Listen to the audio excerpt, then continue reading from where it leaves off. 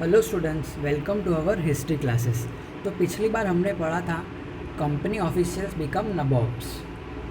अब हम पढ़ेंगे after the battle of Plassey the actual nawab of Bengal were force to give land and vast sum of money as personal gift to company official. मतलब battle of Plassey के बाद जो actual नवाब थे बंगाल के, उन्हें फोर्स किया गया कंपनी द्वारा कि वो बहुत ज़्यादा पैसे और गिफ्ट कंपनी के जो ऑफिशियल्स हैं उन्हें दे दें।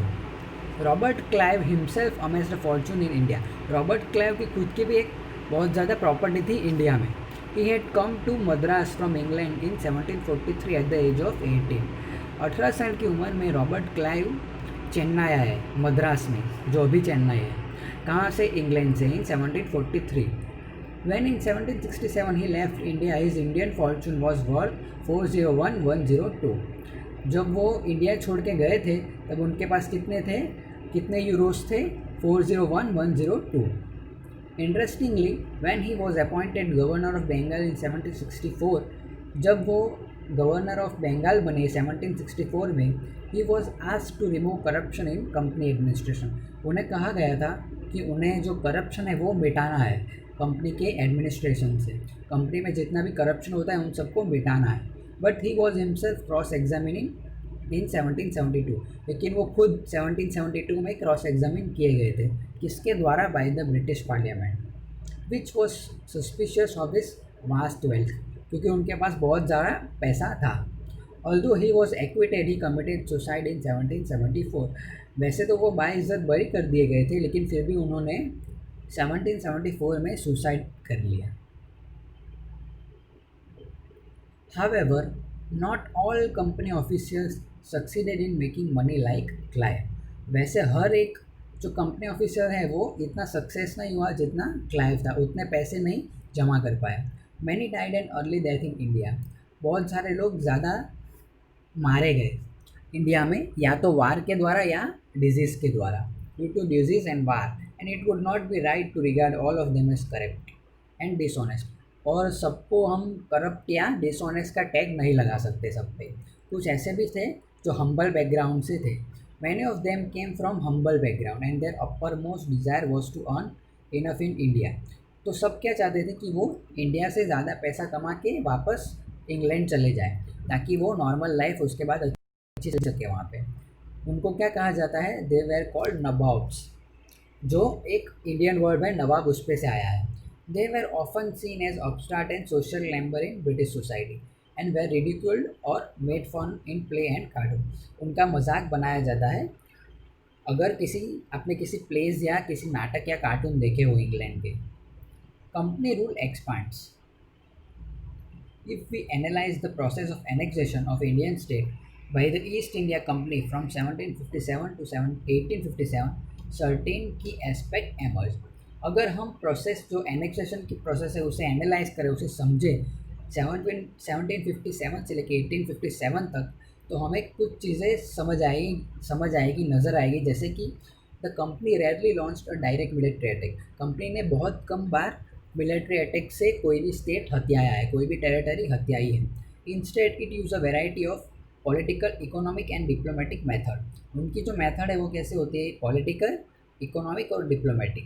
To extend it influence before annexing an Indian kingdom.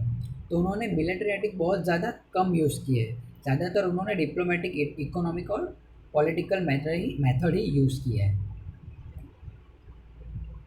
After the battle of Buxar 1764, तो बैटल ऑफ बक्सर हुई थी 1764 में, उसके बाद the company appointed residents in Indian state. तो कंपनी ने क्या किया? जो इंडियन स्टेट बचे हुए थे जिन पे उनका शासन नहीं था, उन पे उन्होंने क्या किए? रेसिडेंट अपॉइंट किए, मतलब अपने लोग अपॉइंट कर दिए। दे वेर पॉलिटिकल और commercially agent and their job was to serve and further the interest of the company. उनका काम क्या था? कि वो कंपनी के इंटरेस्ट में काम करे, उनका ये जॉब था। और वो कमर्शियल एजेंट थे कंपनी के। Through the resident the company officials begin interfering in the internal affair of Indian state. तो ये जो रेसिडेंट थे वो क्या करने लगे कि जो इंडियन स्टेट के जो इंटरनल अफेयर्स थे उनमें दखल डालने लगे।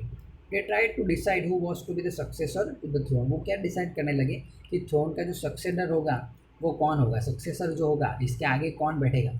वो डिसाइड करने लगे। And who was to be appointed in administrative post, और एडमिनिस्ट्रेटिव पोस्ट पे कौन बैठेगा, कौन अपॉइंट होगा, उसका देखने लगे ये सारे, हक जताने लगे। Sometimes the company forced the state into a subsidiary alliance.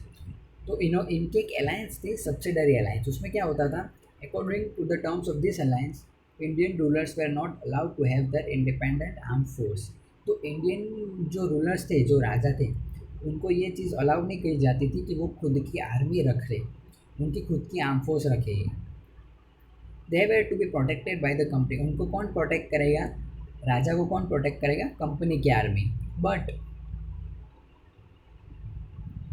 had to pay for the subsidiary force that the company was supposed to maintain for the purpose of this protection। मतलब राजा खुद अपनी आर्मी नहीं रख पाएगा, लेकिन उसकी army कौन रखेगी, कंपनी। लेकिन उसका जो पैसा होगा वो कौन देगा, भरपाई कौन करेगा, राजा।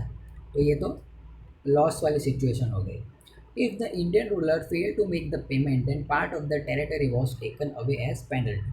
अगर कोई इंडियन रूलर, कोई भी राजा, वो जो पैसे है, जो पेमेंट करनी है सब्सिडरी फोर्स के लिए, वो अगर चूक जाए तो कंपनी क्या करती थी, उनकी जो एक टेरिटरी थी, कोई भी जो हिस्सा था स्टेट का, वो अपने अंडर ले लेती थी as a penalty. For example, जैसे कि when Richard Wellesley was governor general, जब रिचर्ड वेल्सली गवर्नर जनरल थे, कहाँ के, nawab of Awadh was force to give over half of his territory. तो अवध के जो नवाब थे, उन्होंने एक बार चूक गए पैसे देने से, तो उनकी क्या की, उनकी जो हाफ ऑफ द टेरिटरी है, उनका आधा हिस्सा कंपनी ने अपने हिस्से में ले लिया, अपने पास ले लिया in 1801 as he failed to pay for the subsidiary forces, क्योंकि वो चूक गए थे। Hyderabad was also force to seek territories on similar ground. Same basis पे हैदराबाद के साथ भी ऐसा ही हुआ था। यहाँ पे एक फ़ोटो दिया गया है जो नवाब है बेंगा अवध के, और उनके बेटे हैं ब्रिटिश रेसिडेंट के साथ। अब हम देखेंगे Tipu Sultan, the tiger of Mysore. The company resorted to direct military confrontation when it saw threat to its political or economic interests. This can be illustrated with the case of the southern Indian state of Mysore। तो मैसूर जो state है, उनके राजा कौन है, टीपू सुल्तान। कहाँ पे आया है, ये साउदर्न स्टेट है एक। टीपू सुल्तान को टाइगर ऑफ मैसूर भी कहा जाता है। ये फोटो देख लेते हैं, ये टीपू सुल्तान है। Mysore had grown in strength under the leadership of powerful rulers like Hyder Ali. तो हैदर अली जो है वो एक पावरफुल रूलर थे, लेकिन वो थे टीपू सुल्तान के फादर, जिन्होंने रूल किया है 1761 से लेके 1782 तक। और उनके जो बेटे थे वो थे Tipu Sultan from 1782 to 1799। Mysore controlled the profitable trade of the Malabar coast where the company purchase pepper and cardamom. तो मैसूर को बहुत ज़्यादा प्रॉफिट हो रहा था ट्रेड से, क्योंकि कहाँ से, मलाबार कोस्ट से, जहाँ से कंपनी क्या खरीदती थी, पेपर और कार्डामोम, यानी कि वो जो गरम मसाले होते हैं, इलायची और काली मिर्च, वो। In 1785 Tipu Sultan stop the export of sandalwood, pepper and cardamom. तो 1785 में टीपू सुल्तान ने फैसला लिया कि वो जो एक्सपोर्ट होता है सैंडलवुड, पेपर, कार्डामोम के, वो बंद कर देंगे through the port of his kingdom. And this allow local merchant from trading with the company. और जो उनके जो लोकल मर्चेंट है, उनको भी मना कर देंगे कि वो कंपनी के साथ कोई भी व्यापार ना करे, कोई भी ट्रेड ना करे। He also establish a close relationship with French in India. तो उनके जो रिश्ते थे फ्रेंच के साथ, टीपू सुल्तान के साथ, वो भी बहुत ज़्यादा अच्छे थे। And modernise his army with their help. और उन्होंने क्या किया था, अपनी जो आर्मी थी उसे मॉडर्न बना दिया था फ्रेंच की हेल्प से। एक फोटो है। The British were furious, they saw Hyder and Tipu as ambitious, arrogant and dangerous. तो जो ब्रिटिश थे वो खलबला गए। उन्होंने हैदर और टीपू को क्या समझा, एम्बिशियस, एरोगेंट और बहुत ज़्यादा डेंजरस रूलर, जिन्हें कंट्रोल करना बहुत ज़्यादा ज़रूरी था। Who had to be control and crush, control करके उन्हें क्रश कर देना था। 4 war were fought with Mysore. तो मैसूर के साथ ब्रिटिशर्स ने 4 वॉर्स लड़े हैं। एक है 1761 से 69 तक, दूसरी है 1780 से 84 तक, तीसरी है 1790 से लेकर 92 तक, और चौथी है 1799। Only in the last, the battle of Seringapatam, did the company ultimately win a victory. आखिर की जो बैटल है, बैटल ऑफ सेरिंगापट्टनम में कंपनी ने विक्ट्री हासिल की, मतलब कंपनी को जीत मिली। Tipu Sultan was killed defending his capital Seringapatam, और ये वाली बैटल में जो टीपू सुल्तान की मौत हो गई। Mysore was place under the former ruling dynasty of the Wodeyars and a subsidiary alliance was imposed on the state.